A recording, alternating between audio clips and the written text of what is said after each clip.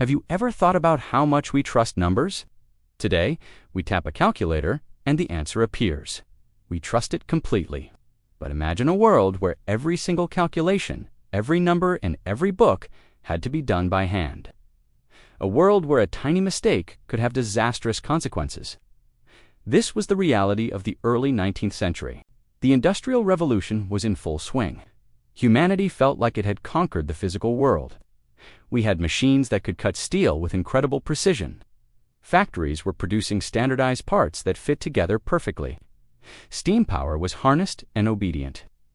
It seemed like we had figured out how to control matter itself.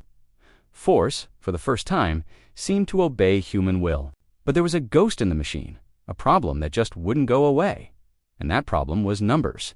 Not the idea of numbers, but the practical, everyday use of them. These were the numbers that guided everything.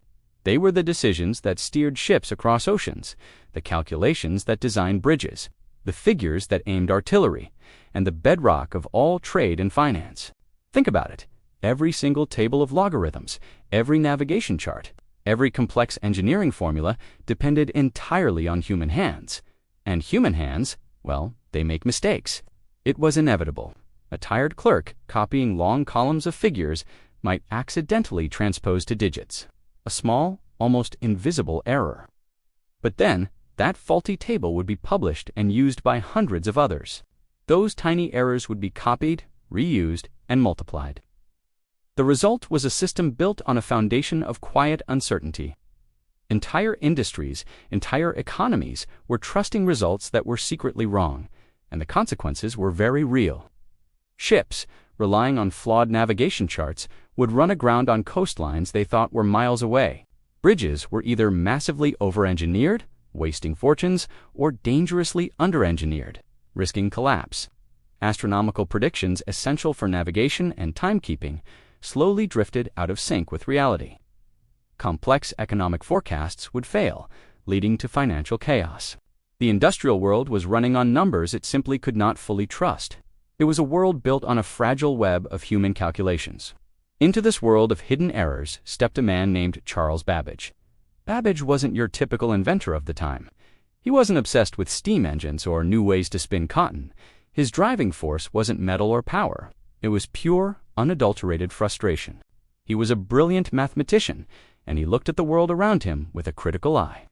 Babbage saw some of the most intelligent people of his generation spending their entire lives on mind-numbing, repetitive calculations. He saw human brilliance being utterly wasted on tasks that were fundamentally mechanical. He saw these inevitable human errors being accepted as just a fact of life, a cost of doing business. And to Charles Babbage, this was completely unacceptable. He started asking a very simple, yet revolutionary question. If machines could be built to remember physical movements, like a loom weaving a complex pattern, if factories could use standards to force metal parts into perfect agreement, if raw power could be tamed and disciplined, then why on earth were we still relying on fallible, distractible human minds for calculation? Babbage's next question would unsettle the very foundations of his era. What if calculation itself could be automated? Not just assisted with an abacus or slide rule, not approximated, but perfectly and flawlessly executed by a machine. Today, that sounds obvious, but at the time, this idea bordered on heresy. The common belief was that calculation required judgment. It required understanding, and judgment and understanding were qualities of the mind.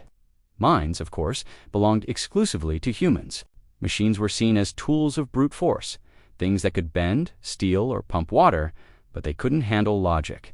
They were strong but stupid. Babbage fundamentally disagreed. He saw that calculation wasn't some mysterious art. It was a process that followed a strict set of rules, and he believed that anything that followed rules could, in principle, be mechanized. To him, errors in calculation weren't just bad luck or acts of fate, they were failures of the process, and any process could be redesigned and improved. So, Babbage began to dream. He imagined a machine made of gears and levers that would never get tired. A machine that would never lose its concentration halfway through a long problem. A machine that would never, ever copy a digit incorrectly. He envisioned a device that would calculate perfectly, not because it understood what 7 times 8 meant, but simply because its physical structure compelled it to follow the instructions flawlessly every single time. This was a profound shift in thinking. Babbage's goal wasn't to create an artificial intelligence or to replace human thought. His mission was much more practical, and in some ways, much more urgent. It was about eliminating human error from the systems that society depended on. It was about making the world's numbers trustworthy. But the world wasn't ready. His colleagues, the government, the public, they struggled to grasp what he was proposing. Babbage's vision required a completely new category of machine, something the world had never seen before. This wasn't a machine designed to shape matter, like a hammer or a lathe. This was a machine designed to shape information itself. He was proposing the very first computer, a century before the electronic age.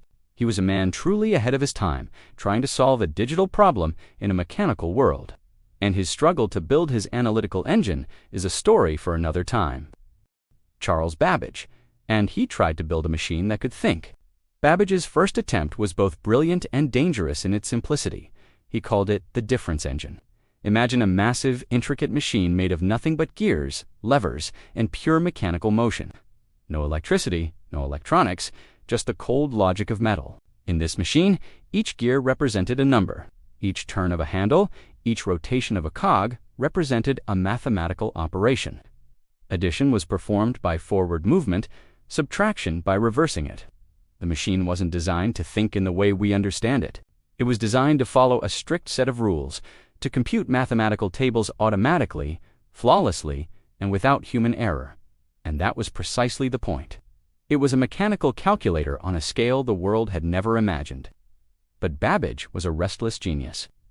As he worked on the difference engine, refining his ideas, he had a profound realization. If a machine could be built to follow one specific set of instructions, why couldn't it be designed to follow any set of instructions? This single question was the spark that ignited a far more radical concept. From this insight, the idea for the analytical engine was born. This wasn't just an upgrade, it was a conceptual leap into a different reality. The analytical engine was unlike anything the world had ever seen, or even dared to dream of.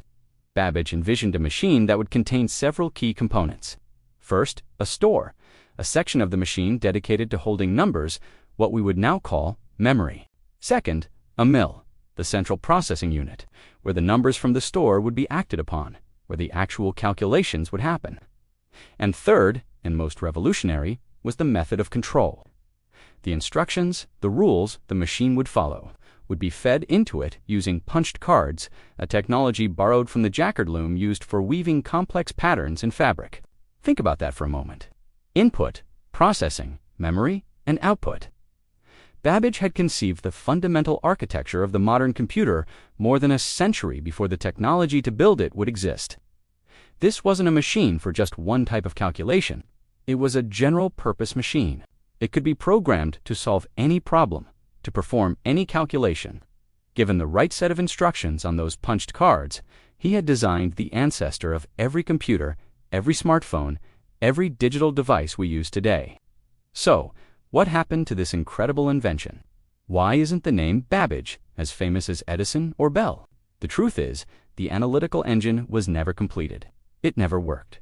Not because the design was flawed, the logic was sound. It failed because the world around Babbage wasn't ready for it. The level of precision needed to machine the thousands of identical, intricate gears and levers was far beyond the capabilities of 19th century manufacturing. The project was enormously expensive, and eventually, the government funding collapsed. Political rivalries interfered, and public patience ran out. The man with a vision of the digital age was stuck in the age of steam. Babbage died, a bitter and disappointed man, widely regarded by his contemporaries as a brilliant but ultimately failed eccentric. He had poured his life, his fortune, and his formidable intellect into a dream that remained just that, a dream, a collection of blueprints and a few tantalizingly incomplete metal assemblies. To the people of his time, he was a cautionary tale. To history, however, he was something else entirely. He had crossed a boundary too early. In the industrial world, machines had already learned to do many things. They had learned to remember patterns with the jacquard loom. They had learned to agree on time with synchronized clocks. And they had learned to obey commands to generate immense power in steam engines. But now, for the first time, Babbage asked a machine to handle pure logic. The industrial world, built on tangible force and physical labor, rejected the idea. It was too abstract, too far-fetched. But an idea that powerful doesn't just disappear, it waits. It lingers in the background, a blueprint for a future yet to come. And then, a century passed, the world changed. Electricity replaced steam. Tiny vacuum tubes replaced massive gears. Then microscopic transistors replaced bulky vacuum tubes. And suddenly, Babbage's logic came roaring back to life. It returned not as a theoretical curiosity, but as the fundamental reality of a new technological age. Every single modern computer, from the supercomputers charting the cosmos to the smartwatch on your wrist, still follows the basic structure he envisioned: memory, a processor, and a set of instructions. The machines still don't think for themselves. They execute commands flawlessly and at incredible speeds, exactly as Babbage planned. His mechanical logic, once too advanced for its time, became the digital DNA of our world. The story of Charles Babbage teaches us a powerful lesson. The most dangerous machines are not always the biggest or the strongest ones. They are the ones that make decisions. And Charles Babbage, the Victorian genius who died thinking he had failed, was the very first person to build a machine designed to do so, asking a question that we are still grappling with today. What happens when our creations start to think? Thanks for watching.